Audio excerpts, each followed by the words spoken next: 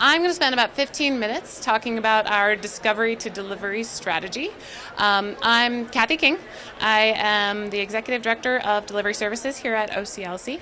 So just a little bit about me. I've been at OCLC for 3.5 years or so, and for the first 3 years I was largely focused on our end user products, so products that might feel familiar to you like WorldCat.org, WorldCat Discovery, First Search. Sound familiar? A little bit. And then recently, I added to that portfolio resource sharing. And the reason we did that is we wanted to focus on the end user experience from discovery through access to delivery. So one of the first things we wanted to do was we wanted to put together a vision statement for where we're going in the next 3 to 5 years. So I'm going to share that with you, and I'd love to get some feedback, have some conversation with you after I go through that. Sound good? Thank you. So the first thing I think that I don't probably have to tell you all, but I wanted to mention is that we have noticed at OCLC a trend in changing user expectations. Has anybody noticed this in your libraries? Yeah, nodding around the room. Yeah. So library users are expecting to get things, to access things fast, quickly. They expect things to be easy to use, convenient, that sort of thing. And at OCLC, we noticed that trend was out there, so we started to look at our roadmaps and our strategy and say, okay, well, what can we do to help libraries with this trend? And one of the things that I'll say is that our mission is very user-centric. You might not think about it that way, but it is. You know, it's all focused on the patron and getting the users the things that they need in order to make breakthroughs possible. The other thing we talked about having as an OCLC strength is we've got a vast network of resource sharing. 15,000 libraries, some thousands of libraries out there who participate in resource sharing. So we thought, we really have the chance to help libraries solve the problems of heightening user expectations. So I'm going to share with you where we're going from a vision perspective. And we thought, what better way to do that than to start with the end user and what they're expecting. So let's take a look at an end user story, and we're going to think about Jill. So Jill is an undergraduate student. Let's say Jill has English and marketing classes, and she's looking for Of Mice and Men. And the reason she's looking for Of Mice and Men is because she's got a report due on it for her English class on Monday, and let's say it's Friday. So let's see. Jill has waited to the last minute again. We've never done this before, right? So Jill has waited to the last minute again. And in this case, she's going to go to Amazon. Let's look at what she does when she goes to Amazon. Very simply, she goes to Amazon, one click downloaded, and it's on her Kindle. But while she's there, she's decided to also plan ahead this time. Maybe she's changing her ways. It's the new year, so why not? And so she sees that there is a marketing book that will help her with a report that's coming up in a few weeks, and so she goes ahead and she gets that in print. One of the things that our research associates tell us is that, sometimes it's about context for what people want to consume from a format perspective. So sometimes E is important, sometimes print is important, and that really depends on context. And for Jill, she prefers nonfiction in print and maybe fiction in electronic form. So while she's at Amazon, she realizes that she needs coffee and food now because she's about to have a marathon. She's about to read Of Mice and Men all weekend long. So she goes on over, let's say, to Uber Eats, and she says, bring me coffee, bring me some food, and it arrives at her door about half an hour later. So this is Jill. This is your library user. This is her experience as she uses apps and consumer apps outside of the library. And when I wrote this story, I thought, well, that's not really all that interesting, is it? Seems pretty common, but if you think about what was happening a decade ago or maybe 2 decades ago when I was in college, this is not the experience that users used to have, right?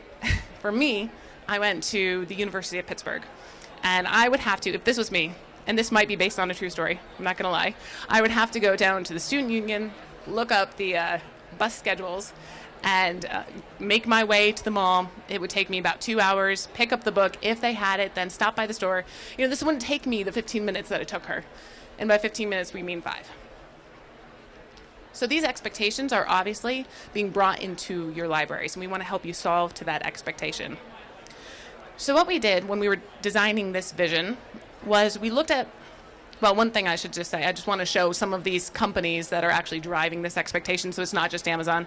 It's also Uber Eats, it's DoorDash. One interesting point is Venmo. Someone on the team had said, and they can also do this because I can pay them using my credit card in 30 minutes versus, having to wire you a check that might take you 6 days. So now money is instant too. Like I could pay you and you would have it in your bank account immediately.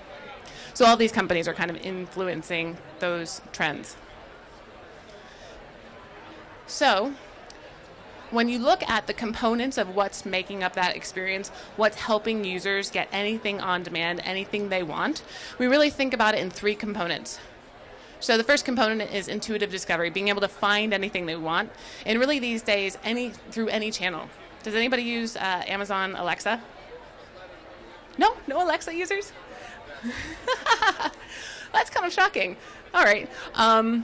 Interesting. So some people are using Amazon Alexa, and you think at this point you could just say, hey, Alexa, download that to my Kindle. I don't even have to use a laptop. Like, seriously, I can discover anything through any channel. And of course, there's smart fulfillment that's kind of behind that. According to my preference, I know that I can get it in 2 days. I know that I can get it in 24 hours, that sort of thing. And on top of that, you have a single account. So I have a one-stop shop where I can track these things. I can see when they're going to be there. It's transparent, that sort of thing. Underneath all of these components is universal access to massive inventory. So if you think about Amazon, for example, you can get anything on that platform. And so these things are driving that user expectation. So at OCLC, what we'd really like to do and help libraries with is build that library on demand, replicate that experience that users are having out in sort of the open web on their consumer apps and bring that to the library. So what does that look like? Let's talk about Jack. Isn't Jack cute? So Jack, let's say Jack is really smart and he's an undergraduate student because he looks a little young to be an undergraduate student, and he's a computer science major. And he's looking for intro to algorithms, and in his case, he's decided to use the library. So what does an ideal journey look like for him? Well, first of all, we know that he needs to save money and that the library is really interested in helping him do that. So he checks the library for the textbook, he goes to the discovery layer or wherever he is able to check out the catalog, and he finds it right away. And let's say he finds it right away, he finds it in the latest edition or the edition that he prefers, and he goes ahead and places a hold. Oops. At the end there. While he's there, he notices some recommendations, so some things that might help him with his courseware. And he sees that maybe some of those aren't available in the library, but they'll be available in a few days. And what's great about this is that he knows he can get it in a few days. Like it says it right there on the screen. Available in 2 days. I will get this to you. So he requests that. And then he receives sometime later a text message saying, hey, your library book is available, you can come by and get it. And maybe he receives a text message a few days later and says, come by, pick it up, it's arrived from the other library. So this is our ideal experience. Just one example of what could be an ideal experience for your end users. So at OCLC, the cool thing here is that we have a lot of these pieces and parts today. We just need to make them work better together and integrate them and make them more interoperable with the systems that you have today.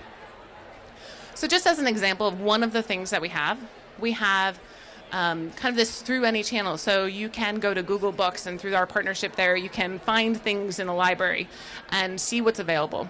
And we have a large partnership. We partner with folks like Wikipedia and Goodreads to bring library data to where users are when they're on the web.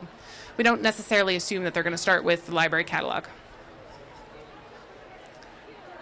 We also have, if you have a subscription, WorldCat Discovery. So through any channel, that also means mobile. So our WorldCat Discovery application works on tablet and mobile, depending if you're on the go, if you're on the bus and maybe looking to see if the library has the thing you need, and you need it today.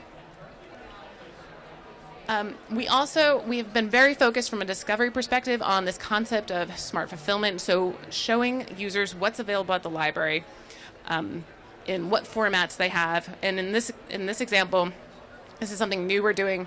Pretend this is an ebook, this is sort of the wrong screenshot. But let's say this is an ebook showing whether or not it's available in print so that the user can, see, I prefer print, so I'm going to go get that instead. So these are the types of things we're focused on. Sometimes it's the small things that really make for a better experience. And finally, OneStop Shops. So some libraries have the ability, if you're a WMS library, let's say, to see all of your circulation requests in the same place as your ILL requests. That's a great thing. So we have that piece today that we're pulling together. In the future, this could have recommendations, kind of like some of those things that are inspired by that journey from Jack. So these three components are very key to our strategy for delivery. And then, of course, we have the universal access to massive inventory. We've got WorldCat that allows users to find anything they want anywhere in the world.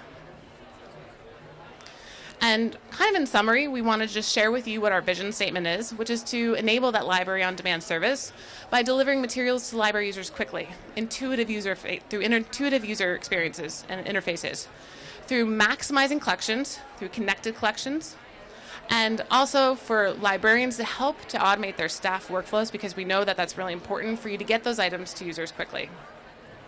So that, at a high level, is where we're going for delivery services, which includes, again, end user services and resource sharing services. And at this point, I'll say thank you